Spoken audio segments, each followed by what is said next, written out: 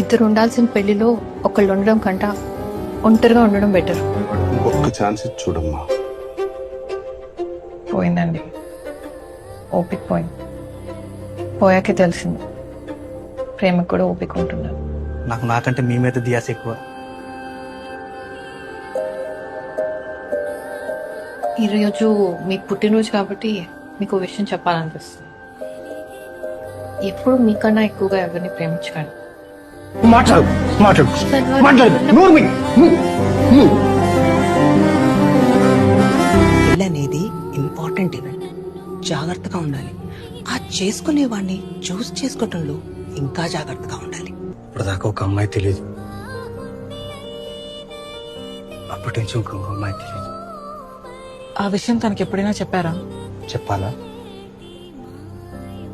పక్కనే ఉంటే అర్థం కాదా? నేనంటే మీకు ఇష్టమే కదా, మరి ఎందుకు చెప్పరు? చెప్తూ ఉండాలి. ఇష్టమేరా? అసలు నాకు మీ నుంచి ఏం కావాలో తెలుసా?